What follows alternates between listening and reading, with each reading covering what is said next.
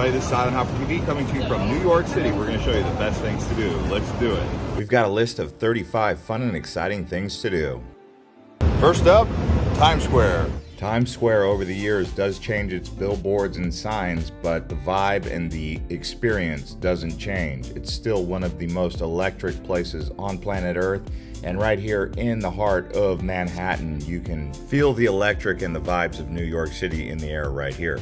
Now we're headed over to the Brooklyn Bridge. This will take you from Manhattan across the East River onto Long Island. Now you can either walk across this bridge, which takes about 25 to 30 minutes, or you can simply drive across the bridge, whether it be in a taxi or an Uber. But either way, the Brooklyn Bridge is an iconic landmark here in New York. And once you arrive in Brooklyn, you can explore around Dumbo. This is down under the Manhattan Bridge overpass. It's an old neighborhood known for its cobblestone streets, architecture, restaurants, and much more. And if you're looking to explore around the New York City area, consider going to the Grand Central Station. This is the main transit station. And the best way to get around is by subway. You can catch the 4, 5, 6, 7, and S subway lines from here. So if you wanted to check out some of these New York City beaches like Coney Island, you can take the subway from Grand Central and get out here to Coney Island. Probably take you around an hour and 15 minutes to get out to this iconic beach and amusement park. Really a historical gem out here in New York City.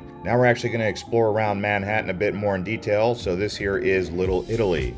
Along with great vibes, you're going to find amazing food in Little Italy. Now we're going to head out to the Bronx. This here is Yankee Stadium. If you've never been to a Yankees game, I would highly recommend it. The other alternative would be the New York Mets. The American baseball season goes from April until October. Just depends if the Yankees are playing in the playoffs. Now we're going to go to Chelsea Market right here. Now the Chelsea Market is a food hall, it's a shopping mall, and it's been renovated. It was originally constructed in the 1890s. This was the original site for the National Biscuit Company, Nabisco. And here they created the Oreo cookie. This is where it was invented and mass produced. So bring your appetite when down in Chelsea. Now we're headed to the Edge. This is in the Hudson Yard area. Great vantage point and lookout over Manhattan. Here we are now at Little Island. Located here at Pier 55 nearby Chelsea is this artificial island and public park right here along the Hudson River. And you can easily walk around here and feel like you're in an urban garden, even though you're really in the heart of Manhattan right here. And the good news is it's totally free, easily connected to the High Line, which we'll show you later. Now we're gonna walk around the Central Park area. But no park really compares to the big daddy of them all, Central Park, right here in the literal heart of downtown Manhattan. You'll see the concrete jungle all around you, but as you dive deeper into the actual forest of Central Park, you really do not know you're inside a city. You can close your eyes and hear the forest around you, even though you're right here in the heart of it all. Quite an amazing place, lots to see and do inside the Central Park area. I would suggest renting a bike or some sort of scooter to get around so you can see more of it without burning too much energy. Right down the way is going to be Fifth Avenue. Fifth Avenue has the museums on the upside, and then you have the downside, which is going to be the shopping area, which is known for Saks Fifth Avenue. They also have the big Trump Tower here, as well as many different luxury brands aside from Saks to explore. You can find flagship stores for Tiffany, Louis Vuitton, Gucci, and Rolex. Now we're going to explore the MOMA, Museum of Modern Art. Now if you buy online, you can actually save some money. So adults are $28, seniors $20, and students are $15 with an ID. And children are free. Around this area, you'll find many varieties of food trucks. Of course, you can get a hot dog, but I like to get a gyro or maybe something like a shawarma from one of these trucks, and a Gatorade, especially for lunchtime. These trucks are all across Manhattan. Then we're in Broadway here. If you've never been to a Broadway show, now is the time. They call it the most exciting musical of the decade, which is Hamilton. It just depends on what you want to see when you're here, but a Broadway show, very famous. And here in Radio City, you can check out the Rockettes, an orchestra, and really a nice place to go to the Radio City Music Hall. The nickname here is the showplace of the nation. And it's very close to Rockefeller Center, which is what we're going to check out next. We are up here at the top of Rockefeller Center, known as Top of the Rock. And you can go up 70 floors here to the indoor and outdoor observation decks. Obviously on a beautiful clear day, this is phenomenal. Also during a sunset, you're going to want to be up here. Tickets range between $34 and $61. They also have an express pass, which you can pay extra to get ahead of the lines. Now once you're up here, you're going to get views looking towards the north, which is going to be Central Park, and then you get views looking towards Lower Manhattan. Both directions are great. They also have views going towards the East River, the Hudson River. It is a 3-level observation deck, so try to get to the topmost level where you get the 360 degree.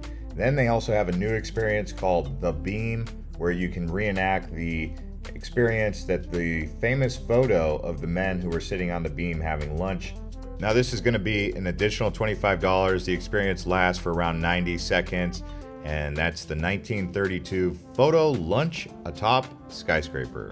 Just goes to show you how old Rockefeller Center is. Now, down at the bottom of Rockefeller Center, some of you may know about the famous Christmas tree, but also the ice skating rink. In the summertime, none of that is here, obviously. You just see a bunch of flags and a cafe.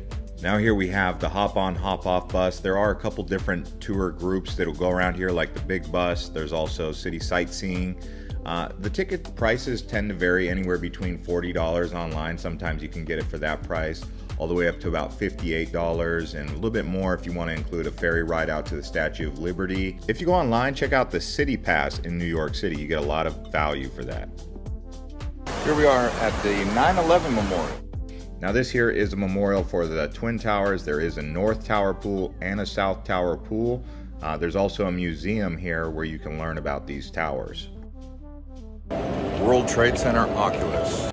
Now this awesome looking structure here is the Oculus World Trade Center. It's a cool looking building inside and outside, but mostly just a shopping center. So if you want to take some pictures in here and just take a look, that's really what it's good for, and maybe consider doing some shopping. This whole area that we're walking around is really known as Lower Manhattan, and there's lots of different statues and stuff for picture taking.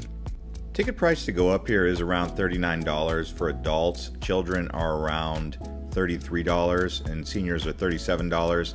And it is worth it to go up here just because you get some incredible views looking out towards the Statue of Liberty and the East River as well as the Hudson. So you got lots of views out here, 360 degrees, just a little bit different than Rockefeller. And it is actually the tallest building in North America, making it the tallest building in the United States, standing at over 1,268 feet tall. That's 104 stories. And after going to the top, you can actually go to Mercer Labs Museum of Art and Technology. A lot of people rate this at 10 out of 10. And every time I come down to Lower Manhattan, I always make a habit of getting some New York style pizza, the classic slice. The good news is a slice of pizza is very affordable. Here I got a slice of pepperoni pizza. If I wanted a slice of cheese, that would be $3. The pepperoni was $4. You can also get a margarita pizza for $5 a slice. These are big slices. You only really need one. While in Lower Manhattan, you can walk about 15 minutes to Wall Street. This is the financial capital of the world. At least that's what they call it. You got the New York Stock Exchange down here.